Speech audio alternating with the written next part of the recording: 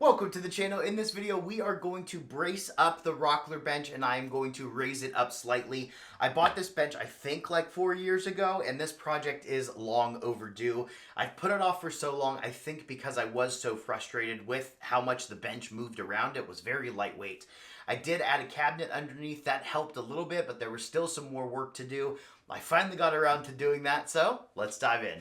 First things first, a big downfall to this Rockler bench is the fact that the bench top is only held on by 4 screws. One of those screws is currently missing. I have no idea where it went. And then another screw constantly falls out and I constantly have to screw it back in. So that's something that I'm going to fix.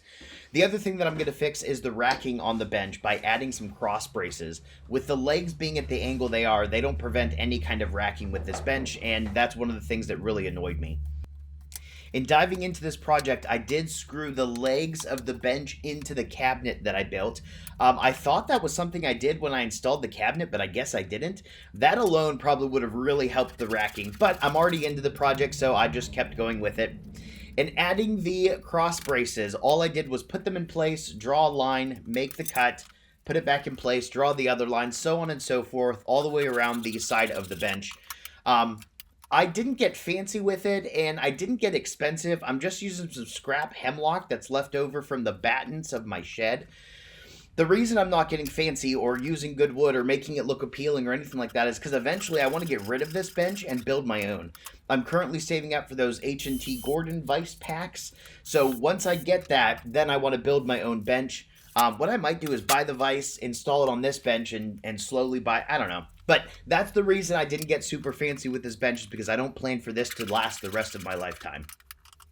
So I went around and did cross braces on every single side. So I did just 1 on the far sides and 2 in the back.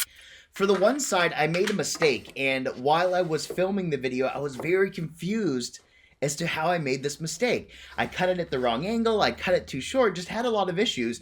But rewatching the footage, I can see my mistake right here. I tilted the board when I was drawing the line, so that's what messed it all up. A rookie mistake.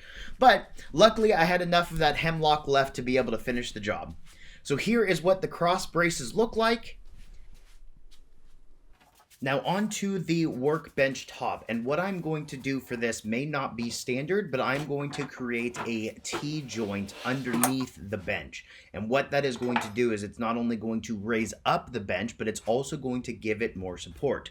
So right now this bench is technically hollow, so I'm going to inlay some pieces of walnut, and before you yell at me about the walnut, this is scrap left over from a project I messed up, so I am using it for this because it's the exact size that I needed. So inlaying the piece of walnut into there is going to create attachment points for me to then attach a piece of cherry to the walnut. That is going to raise the bench up slightly, and then when I flip the bench over, I'll be able to put multiple screws into that cherry piece. Now, raising the bench up was a suggestion from my friend Lou over the summer. You guys know, if you follow the channel, I have issues with my wrist, and part of the issues I have is while I'm planing, I can't plane for a long time because the angle of my wrist while I'm planing hurts. So what he said is raise your bench up a little bit and then slightly dip your knee, and then your wrist will be in line so that way it doesn't hurt. Now, the reason I want to do this is not only for the pain, but also for the longevity of my woodworking. And I don't mean just being able to plane for longer amounts of time. What I mean is my wrist is not going to get better, it's only going to get worse, so I need to take care of it while I can. And raising the bench up is, in my opinion, an easy way to do that. Back to the bench. For this piece right here, you can see I had to make a cutout to allow room for the vise when the vise was installed. While all of the glue was drying, I played my favorite game.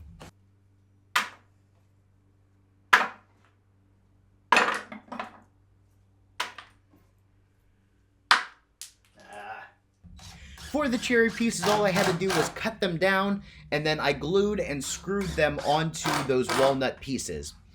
Once I put the bench top back in place, I fussed with it for a ridiculous amount of time, trying to get everything to line up, trying to make sure everything was square, yada yada. I got it close enough because I realized it didn't matter that much, so I went ahead and screwed everything down. I put about 5 screws on both sides. I wanted to do more, but I feel like 5 is borderline overkill for the length of screws that I was using and stuff. But anyways, I did take this time to do some vise maintenance, which is something I have to do on these vices a lot lot because they are not good vices in my opinion. They rack a lot. They rack side to side, they rack up and down, they come loose from the workbench top, so I'm constantly having to crawl under the floor and tighten those screws back down. Eventually what I might do is just increase the screw sizes of those, but again, I'm hoping to get rid of this bench and get rid of those vices and change it out. But anyways, with that, we were done. Alright, so these improvements really did help. The bench is a lot more stable than it was before. I do like the height. It's going to give me, it's going to take me a little bit to get used to because I've worked with that bench lower, and I'm surprised how much that little bit just makes a difference, but I really do think that it's going to help my wrist in the long run. So Lou, thank you so much for that recommendation. Sorry it took me so long to get around to it.